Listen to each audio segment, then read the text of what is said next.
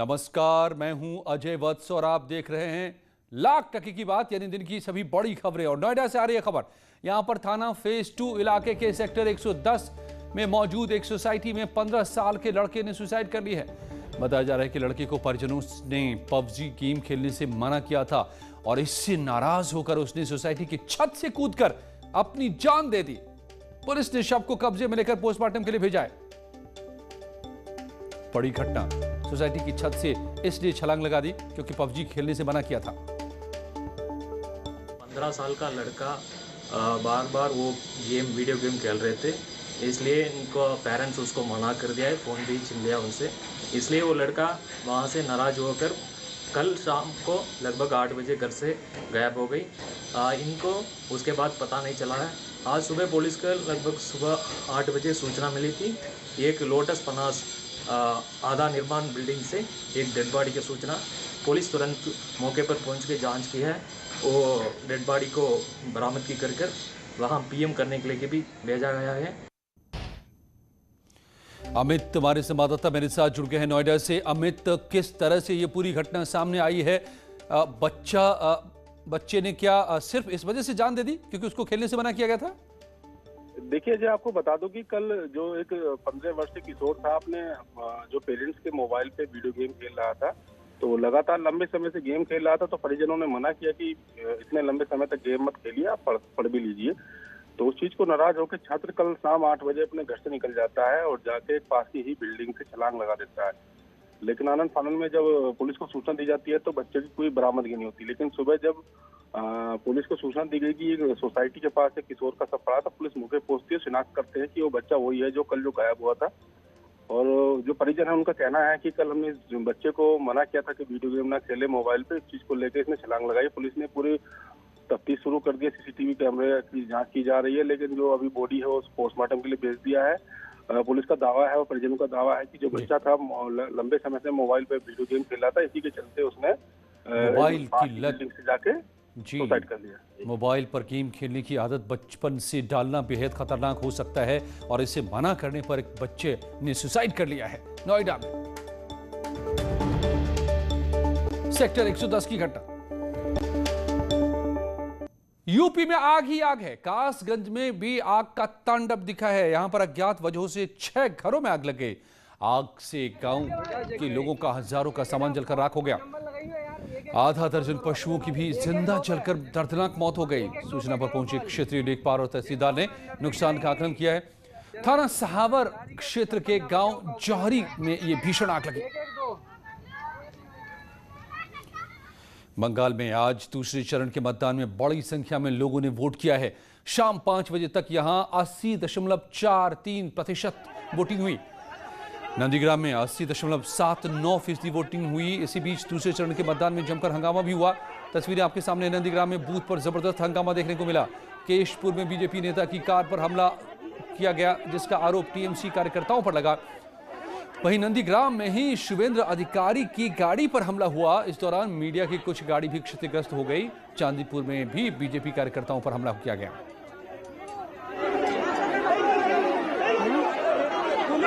और प्रधानमंत्री नरेंद्र मोदी ने बंगाल के उलुबेरिया में रैली के दौरान सीएम ममता बनर्जी पर तंज किया। मोदी ने कहा कि उन्होंने सुना है कि ममता किसी और सीट से भी नामांकन भरने वाली हैं। पहले उन्होंने नंदीग्राम से चुनाव लड़ने का फैसला लिया और नंदीग्राम के लोगों ने उन्हें जवाब दे दिया है। अब अगर वो कहीं और से भी चुनाव लड़ती हैं तो बंगाल की जनता उन्हें जवाब देने के लिए तैयार है।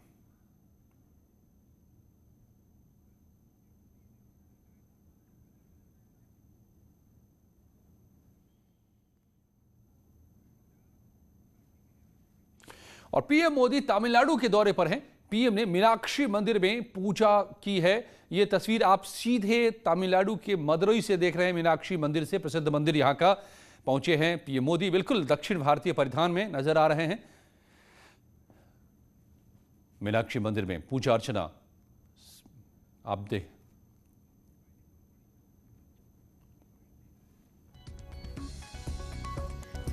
और यह तस्वीर तमिलनाडु से, मदुरई से, जहां पर प्रधानमंत्री मोदी पहुंचे हैं मीनाक्षी मंदिर पूजा अर्चना के लिए। बिल्कुल दक्षिण भारतीय परिधान में। ये प्रधानमंत्री की खासियत रही है कि जहां जाते हैं वहीं का नजर आते हैं। अगर वो नॉर्थ ईस्ट जाते हैं तो बिल्कुल वैसे नजर आते हैं। इस वक्त आज पहुंचे हैं तमिलनाडु, तो बिल्कुल दक्षिण भारतीय परिधान में मदुरई पहुंचे हुए हैं। मीनाक्षी मंदिर में दर्शन पूजन किया, ये भी तस्वीरें आपने देखी। और पूरे रास्ते में लोग स्वागत करते हुए प्रधानमंत्री मोदी का, ये भी तस्वीरें दिखाई दे रही हैं। तो लोकप्रियता प्रधानमंत्री मोदी की उत्तर से दक्षिण तक कायम है, ये नजर आ रहा है। और पहली बार इतनी जोर शोर के साथ बीजेपी दक्षिण के राज्यों में दस्तक दे रही है, चाहे वो केरल हो या तमिलनाडु। तो ये तस्वीरें भी गवाही दे रही हैं कि लोग किस कदर प्रधानमंत्री का अभिवादन कर रहे थे। और पीएम मदुरई के मंदिर में, मीनाक्षी मंदिर में जब पहुंचे, वो भी तस्वीर आप देख रहे हैं। मीनाक्षी मंदिर काफी प्रसिद्ध और ऐतिहासिक मंदिर है, और यहां पर पूजा के लिए पहुंचे तो हाथ जोड़कर दक्षिण भारतीय बिल्कुल परिधान में प्रधानमंत्री मोदी इस ऐतिहासिक मंदिर में पूजा अर्चना करते हुए।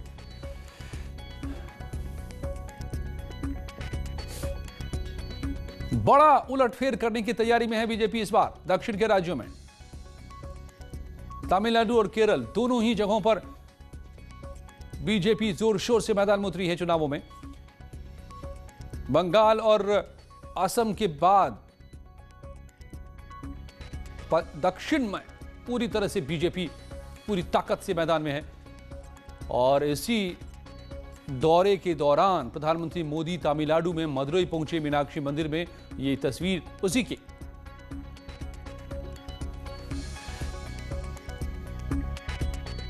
सफेद कुर्ता, सफेद शर्ट और सफेद लुंगी और गमछा दक्षिण भारतीय।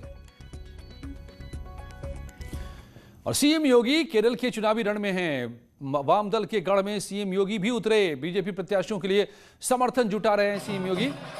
योगी ने केरल में 3 रैलियां की आज।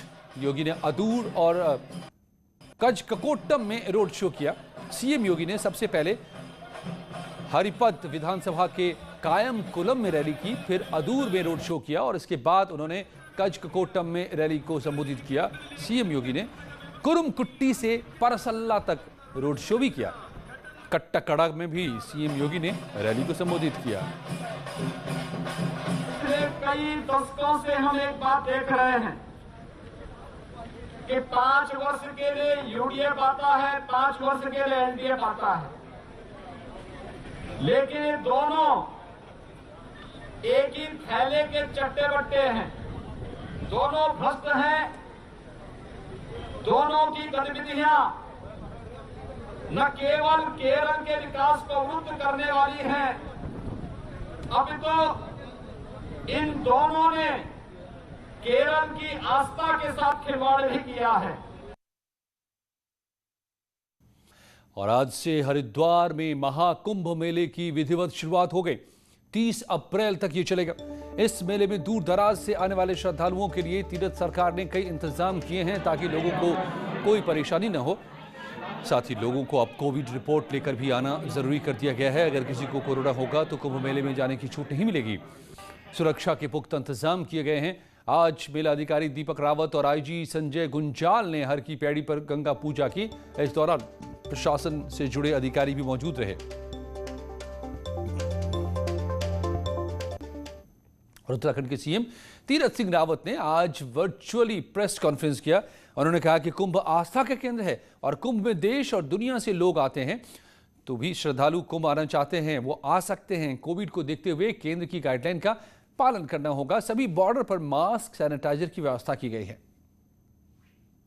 कुंभ है और इन लोगों का आस्था का एक केंद्र है और ये केवल उत्तराखंड का नहीं तो पूरे विश्व का है, क्योंकि इसमें पूरे विश्व से अंतर्राष्ट्रीय स्तर पर लोग आते हैं। जो मैं भी कहा था कि ज्यादा सख्ताई हम नहीं करेंगे और रोक टोक नहीं करेंगे, लेकिन भारत सरकार की जो गाइडलाइन है उसका हम 100% पालन करेंगे। तो मास्क लगाएंगे, सैनिटाइज लगाएंगे, दूरी बनाएंगे, ये सब रहेगा, लेकिन स्नान सब करें। जिनको आना है वो आमंत्रित होंगे, लेकिन इन सब चीजों का पालन करते हुए श्रद्धालुओं को और साथ ही सरदारों को सारी सुविधाएं, सुरक्षा ये हम लोग दिलाएंगे। और उसके लिए हमने जो बॉर्डर है उनमें पूरी तरह सैनिटाइज, मास्क, ये सब व्यवस्थाएं की हैं। चारों तरफ बॉर्डर जो होंगे। तो सीएम तीरथ सिंह रावत इस वक्त कोविड पॉजिटिव हैं और इसलिए उन्होंने आज वर्चुअली ये प्रेस कॉन्फ्रेंस किया। और सुन्नी उलेमाए हिंद ने अजीब गरीब फरमान जारी किया है। सुन्नी उलेमाए हिंद ने फरमान में कहा है कि शादी में अगर डीजे बजेगा तो काजी निकाह नहीं पढ़ेंगे। सुन्नी जमीयते उलेमाए हिंद ने डीजे के खिलाफ फरमान जारी किया है।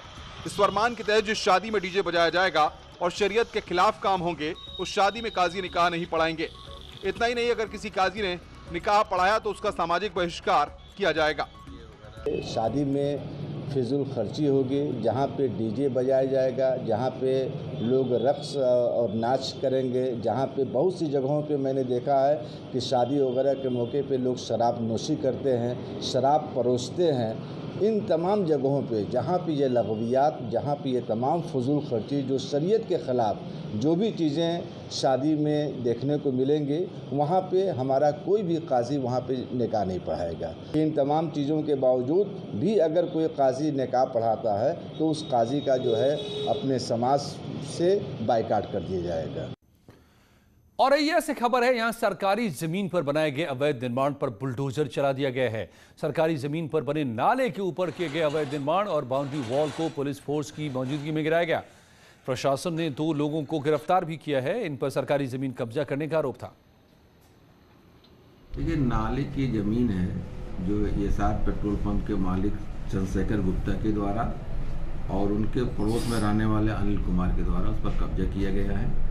और कब्जा करने के बाद उसी जमीन को लेकर के दोनों लोग आपस में विवाद कर रहे थे, जिस वजह से यसो एरवा कटरा द्वारा उन दोनों को गिरफ्तार करके शांति व्यवस्था बनाए रखने की वजह से 151 में हमारे यहाँ चालान किया गया। और मेरे द्वारा, क्योंकि इनके द्वारा नाली की ज़मीन पर कब्जा किया गया है और जब इसलिए इनको शांति भंग मौके पे लोग कर रहे थे, इसलिए इनको 151 के तहत जेल भेज दिया गया।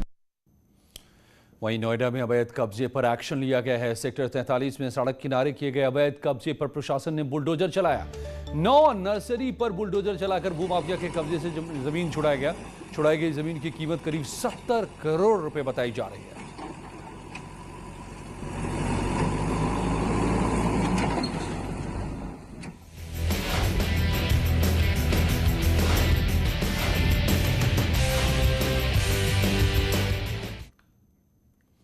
विधानसभा चुनाव से पहले कांग्रेस पंचायत चुनावों की तैयारियों में बड़े पैमाने पर जुट गई है। इस कड़ी में लखनऊ में आज कांग्रेस प्रदेश पदाधिकारियों और जिला अध्यक्षों के साथ एक अहम बैठक हुई। कांग्रेस के कार्यकर्ताओं को आगे बढ़ाने के लिए अब सिर्फ जिला पंचायत सदस्य नहीं बल्कि ब्लॉक प्रमुख, प्रधान और बीडीसी जैसे पदों पर भी कांग्रेस के कार्यकर्ताओं को चुनाव लड़ाने का फैसला किया गया है। देखिए, पूरे 3051 सीटों पर कांग्रेस पार्टी चुनाव लड़ने जा रही है और सिर्फ न केवल जिला पंचायत बल्कि हमारे जो क्षेत्र पंचायत और प्रधानी के कैंडिडेट हैं, अगर हमारे पार्टी के पदाधिकारी हैं, हमारे ब्लॉक अध्यक्ष हैं, न्याय पंचायत के अध्यक्ष हैं, संगठन के पदाधिकारी लोग हैं, ये भी लोग अगर बीडीसी मेंबर का और प्रधानी का चुनाव भी लड़ना चाहेंगे तो हम सब उनको चुनाव लड़ाएंगे। फेज वाइज हमारी लिस्टें जारी होगी और प्रदेश कांग्रेस मुख्यालय की तरफ से वो लिस्टें लगातार जारी होती रहेगी। और त्रिस्तरीय पंचायत चुनाव की तैयारी को लेकर जौनपुर पहुंचे वाराणसी जोन के आईजी एस.के. भगत ने जौनपुर पुलिस अफसरों के साथ पंचायत चुनाव की तैयारी को लेकर समीक्षा की। इस दौरान उन्होंने चुनाव में गड़बड़ी फैलाने वालों के खिलाफ गुंडा एक्ट लगाने की बात कही, सख्त कार्रवाई किए जाने की बात भी कही। मीडिया को बताया, पुलिस अफसरों को निर्देश दिया कि कोई भी चुनाव में खलल पैदा करता है तो उसके खिलाफ पुलिस सख्ती से निपटे। प्रतिबद्ध हैं कि जो है यहाँ पे निष्पक्ष और बिना किसी वायलेंस के यहाँ पे चुनाव होगा और जो भी गड़बड़ी फैलाएगा उसके खिलाफ सख्त से सख्त कार्रवाई की जाएगी।